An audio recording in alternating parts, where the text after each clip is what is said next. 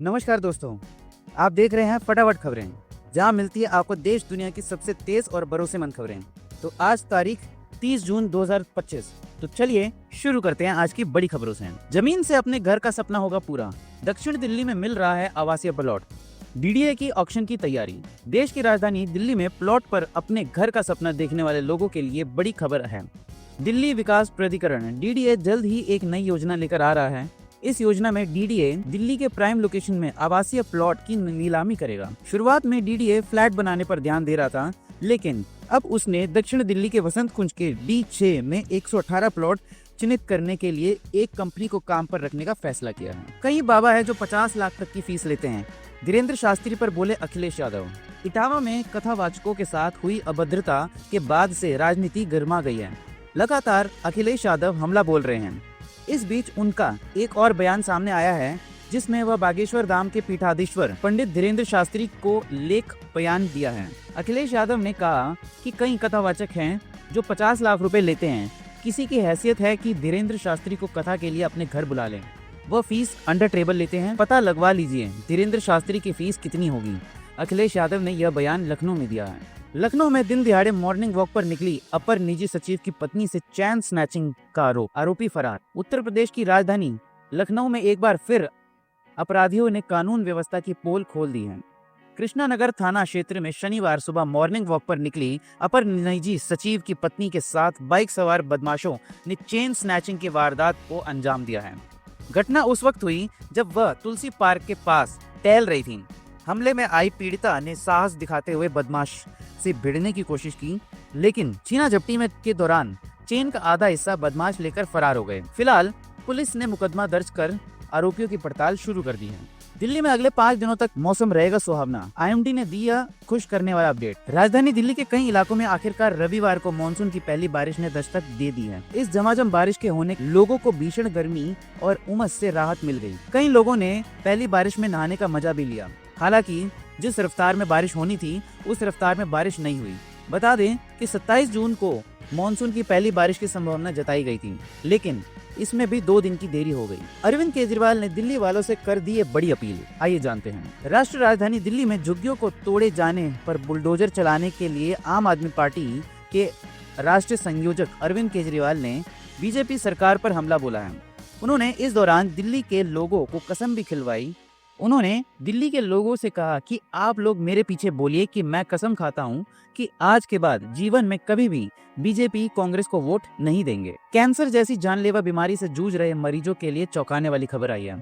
Cancer जैसी जानलेवा बीमारी से जूझ रहे मरीजों के लिए बेहद चौंकाने वाली और चिंता बढ़ाने वाली खबर सामने आई है। बाजार में मौजूद ब्रेस्ट और ब्लड कैंसर की कुछ दवाएं संदिग्ध पाई गई हैं। दिल्ली ड्रग कंट्रोल डिपार्टमेंट ने इसकी तेजी से जांच शुरू कर दी है। विभाग की ओर से जब्त की गई इन दवाओं की जांच के लिए असली मैन्युफैक्चरर की मदद ली जा रही है, जिसके वेरिफिकेशन से यह साबित होगा कि ये दवाएं नकली हैं या फिर असली। दावा है कि रैकेट का पर्दाफाश 2 हफ्तों में हो सकता है। द्वारका एक्सप्रेस वे पर बनी 2 टनल आज 24 घंटे के लिए खुली रहेंगी। अब 35 मिनट में पहुंचेंगे दिल्ली एयरपोर्ट। मिलेनियम सिटी के कई रास्तों पर अब जाम से राहत मिलने की उम्मीद है। गुरुग्राम में अंतर्राष्ट्रीय हवाई अड्डे पर पहुंचने में अब बॉर्डर के जाम में नहीं फंसना पड़ेगा। द्वारका एक्सप्रेस वे पर बनी दोनों टनल सोमवार से 24 घंटे के लिए खोल दी जाएंगी। NH48 पर दिल्ली के महिपालपुर में द्वारका एक्सप्रेस वे प्रोजेक्ट के तहत 2 टनल का ट्रायल हो चुका है। सुरंग शुरू होने के बाद मानेसर से दिल्ली एयरपोर्ट तक 35 मिनट में पहुंचा जा सकेगा। पहले जाम के कारण यह सफर करीब 2 घंटे में पूरा होता था। इसके अलावा NHAI की ओर से राजौकरी में द्वारका एक्सप्रेसवे प्रोजेक्ट के तहत तीसरी टनल का काम भी जारी है।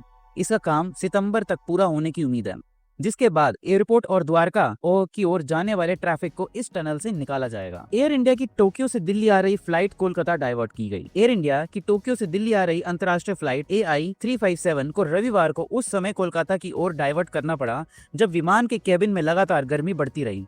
यह कदम यात्रियों की सुरक्षा को ध्यान में रखते हुए एहतियातन उठाया गया। फ्लाइट ने जापान के हानेडा अंतर्राष्ट्रीय हवाई अड्डे से दोपहर में उड़ान भरी थी और इसे दिल्ली के इंदिरा गांधी अंतर्राष्ट्रीय हवाई अड्डे पर उतारना था। हालांकि मध्य उड़ान में केबिन एयर कंडीशनिंग सिस्टम में तकनीकी खराबी आने के कारण ताप असामान्य रूप से बढ़ गया।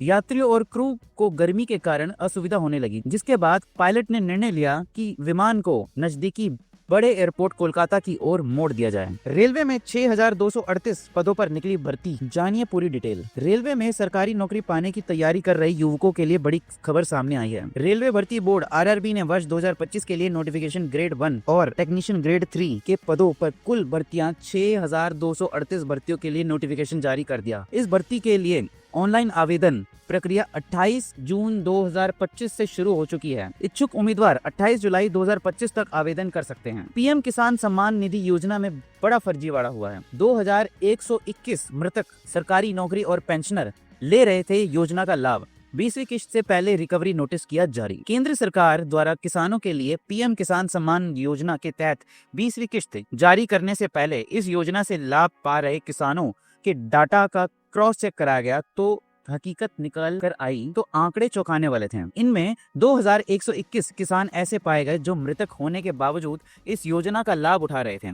साथ ही सरकारी नौकरी और पेंशनर के ऐसे 21 लोग शामिल थे जो योजना का लगातार लाभ ले रहे थे, जिसके बाद कृषि विभाग द्वारा गलत तरीके से योजना का लाभ ले रहे लोगों से 53,80,000 रुपए की रिकवरी कराई गई और बाकी लोगों से रिकवरी के लिए नोटिस जारी करते हुए 20वीं किश्त पर रोक लगा दी गई। साथ ही 8,773 ऐसे किसान हैं जो किसान सम्मान निधि योजना की 20वीं किश्त से इस बार वंचित रहेंगे। तो ऐसे ही लगातार न्यूज अपडेट पाने के लिए हमारे चैनल को सब्सक्राइब करें, वीडियो को लाइक कीजिए और अपने दोस्तों में शेयर कीजिए। नमस्कार।